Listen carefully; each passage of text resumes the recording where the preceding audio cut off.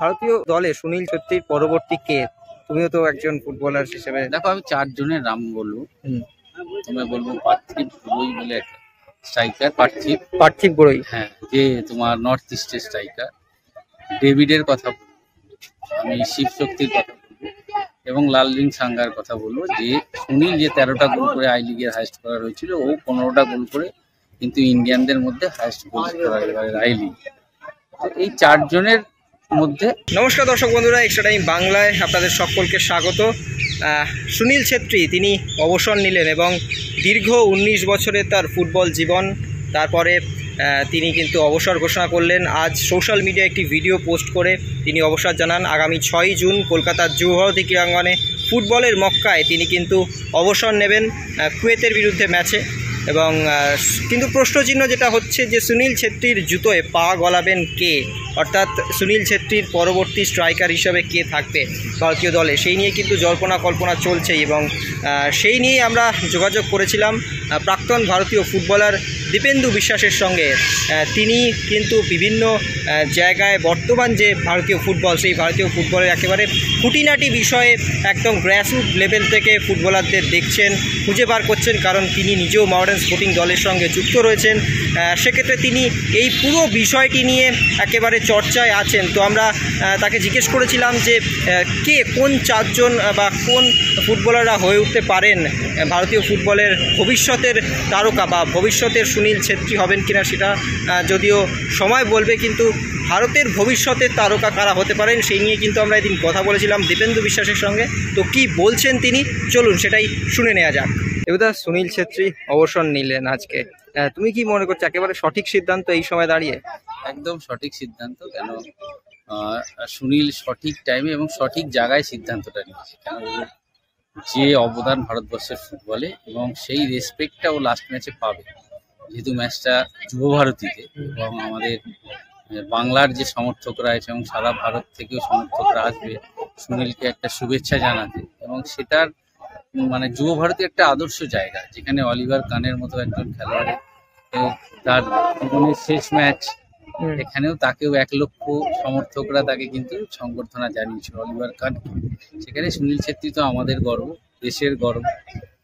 যেখানে সারা পৃথিবীতে ইন্টারন্যাশনাল ফুটবলের সর্বোচ্চ গোলদাতাদের, যেখানে মেসি রোনাল্ডোর সাথে সুনীল ছেত্রীর নামটা উচ্চারিত হয়, যেখানে আলী দায়ের নাম উচ্চারিত হয়, সেখানে সুনীলের নাম উচ্চারিত হয়। সুনীল আমাদের সবার গর্ব, ফুটবলের গর্ব। কে কি বলছে আমি জানি না, কিন্তু সুনীলের একদম সঠিক দিনে সঠিক সময়ে ও সিদ্ধান্তটা নিয়েছে। কেন যেখানে ও রেসপেক্টটা পাবে, ওই দিন যুবভারতী ওকে যে সম্মান দেবে, যে কোনো ফুটবলারের কাছে ওটা একটা স্বপ্ন থাকবে যে তার শেষ ম্যাচ যুবভারতীতে খেলা।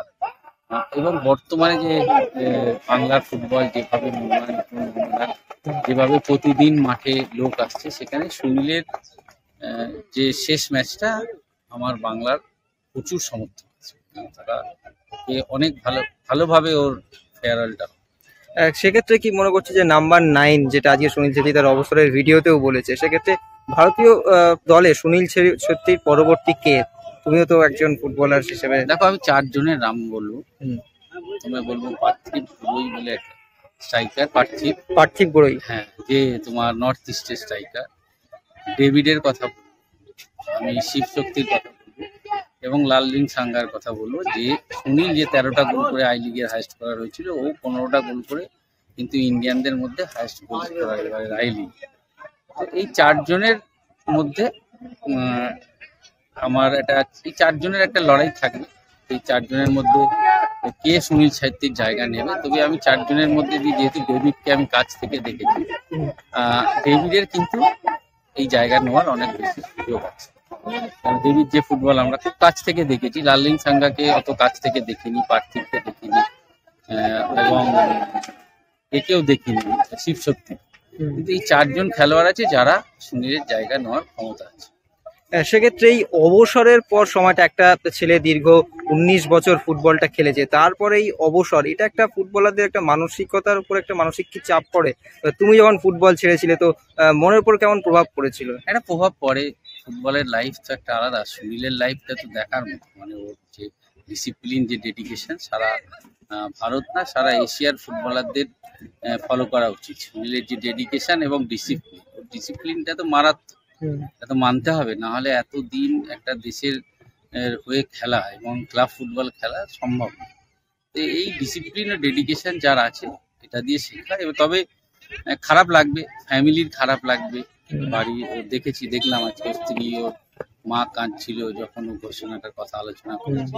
এটা ফ্যামিলির কাছে খারাপ লাগবে, কিন্তু ও নিশ্চয়ই আগামী দিনে ওকে আমরা ভারতবর্ষের ফুটবলের একজন বড় কোচ হিসেবে দেখতে পারি। আগামী দিনে টেকনিক্যাল ম্যান, ও আগামী দিনে ওকে কোনো একজন ভালো ভারতবর্ষের ফুটবলের একটা ভালো জায়গায় অ্যাডমিনিস্ট্রেশনে দেখতে পারি।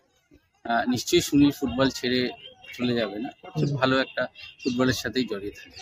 দীপেন্দু বিশ্বাসের সঙ্গে সুনীল ছেত্রীর কোনো স্মৃতি? আমি সুনীলের সাথে প্রথম বছর মোহনবাগানে খেলেছিলাম, তখন স্মৃতি আছে, একসাথে আমরা ছিলাম। বাবলুদা কোচ ছিল তখন। বাবলুদা মানে যেভাবে বলতো, আমরা তো কঠিন প্র্যাকটিস করাতো বাবলুদা, আমরা অনেক আড্ডা হতো। সুনীলের সাথে অনেক স্মৃতি আছে। কিছুদিন আগে আমরা মোহামেডান স্পোর্টিং ক্লাব এবং ইন্ডিয়া টিম একই সাথে নব হোটেলে ছিলাম 2 বছর আগে, কারণ লিগ চলছিল। ইন্ডিয়া টিম তখন একই হোটেলে ছিল, দেখা হয়েছে। ভালো, মানে মানুষ হিসেবেও ভালো, এবং আশা করবো আগামী দিনে সুনীলকে আমি আরো ভালো জায়গায় ভারতবর্ষে পাবো। শেষ প্রশ্ন, সুনীল ছেত্রী না বাইচুং ভুটিয়া, কাকে এগিয়ে রাখবে? দেখো, যদি তুমি রেকর্ড দেখো, আমি সুনীল ছেত্রীকে এগিয়ে। এক কথায় এক্সট্রা টাইম।